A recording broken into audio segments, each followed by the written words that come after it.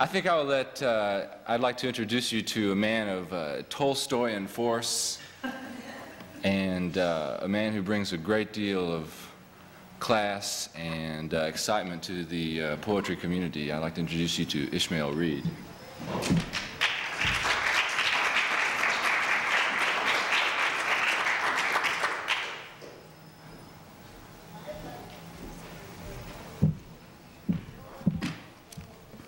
It's an honor to have been invited to introduce Calvin Hernton and Curtis Lyle, and I'll get on with the introducing. Life in America has not been an easy one for the writer.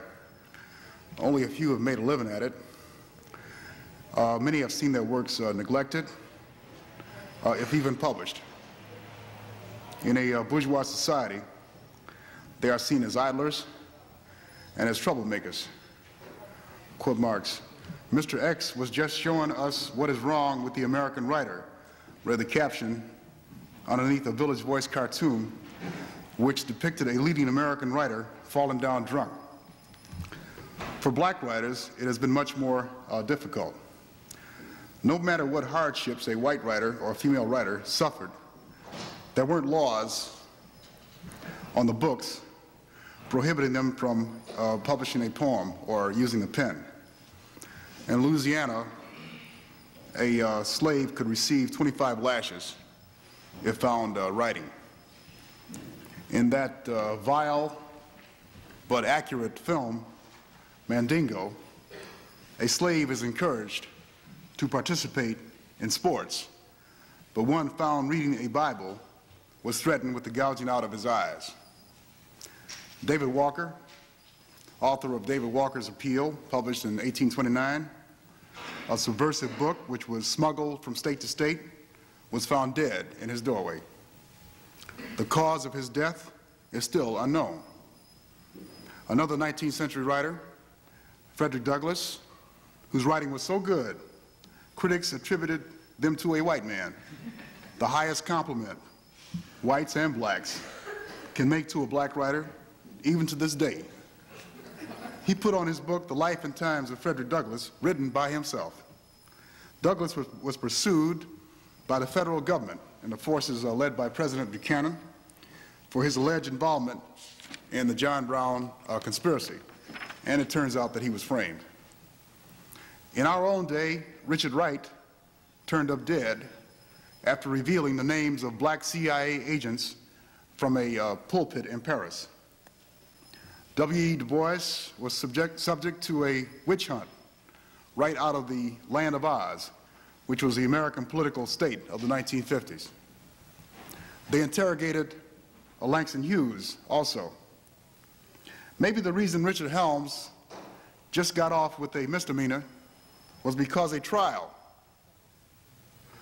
would have blown the lid off some of the domestic assassinations, including the stifling through brute force of the oral prose of Malcolm X.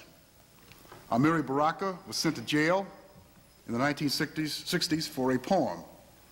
And I'm sure that some of the writers in this audience are among the 5,000 names the FBI has of civil rights people considered suspect. Some of those names are those of writers.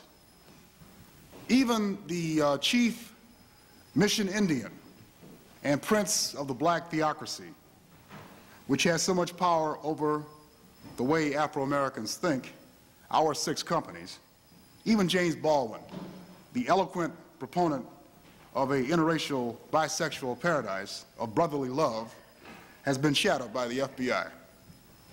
It is apparent that, with few exceptions, the vision of the Afro-American writer is unwelcome. I call them necromancers, the name given the North Carolina court to Gula Jack, the conjurer who aided in the Denmark Vesey revolt of 1820. They lie in the guts of old America, prophesying about the new. The word necromancer is found in the Bible, the main model for Afro-American writers until recently. There is something in that book about banishing necromancers from the land, as Chester Himes was banished, Eldridge Cleaver, and before him, Richard Wright. But in the early 1960s, the Afro-American writer broke away from these traditional influences. The poetry and prose came out of the patron's drawing room, moved away from Anglo-Saxon studies, and into the streets. The academicians tried to co-opt it. The counterculture tried to co-opt it. Today, it is difficult to tell the difference between these two institutions, the counterculture and the academicians. They said that Charles Olson and William Carlos Williams started what became known as the new black poetry. But I was there. I know that the people who began it, with all due respect to Williams and Olson, found Olson to be unreadable. They were coming from the talk of crowds in a riot, the bars of 125th Street. They used a language which shocked the Afro-American respectable class. Calvin Hernton was a particular articulate hellraiser. He put the hoodoo on America with his sex and racism, which has been defaced in libraries all over the world, I think, which is the highest tribute you can make to an Afro-American writer, is to destroy his books and try to burn them. Nightmare is a word that comes up again and again when describing the Afro-American experience in America. If this is true, then what goes on in the Afro-American dreams, its soul, his psyche, is a double nightmare. A nightmare so heavy, no light can escape from it, and it becomes a black hole, which intelligent, civilized astronauts avoid if they know what's good for them. Hernton didn't know what was good for him, and we should be all grateful for that. He continued his journey with white papers for white Americans and coming together, and then he revealed what he had seen inside the black hole with Scarecrow, a novel of madness, of witchcraft, cannibalism, psychedelia, ghosts, Satanism, and murder. A novel unlikely to be picked up by ABC and run every night for 7 days. The kind of novel they used to burn before the culture bought a $200 suit and found out how to hold a fork. Gentlemen now, they smile at you over lunch as they inform you that your books are out of print. We call Scarecrow a suppressed classic. And all that poetry we'd seen here and there for about 10 years came out under the title Medicine Man. And they threw in a towel. And one of the big magazines, one of the major reviewing magazines, said that Hernton had been neglected and that his book was a major collection and that he helped shape contemporary American poetry. And all I have to say to that is about time. It's about time. Though not out of his 40s and still a young man, the elder statesman, Hernton is the elder statesman to a generation of poets. Not only for his great writing, but because of his considerable courage in a time when some of us were weak, or when it would take us a little longer to get some guts. During that period, a trying period for Calvin Hernton, they'd invite him outside, and he was already out there. On this historic San Francisco night, we have Calvin Hernton, as well as one of the most brilliant writers of the younger generation, K. Curtis Lyle. This particular hellraiser was born in 1944. He is one of the new multicultural poets whose images, symbols, rhythms, and textures come from different religions and disciplines. Of all Afro-American poets, his page blues are the most convincing. You can hear his blues on the collected poems of Blind Lemon Jefferson. He is the author of 2 plays, Wichita and Guerrilla Warfare and the Process of Illusion. He is the author of 2 books, Drunk on God and From Out of Nowhere, and 15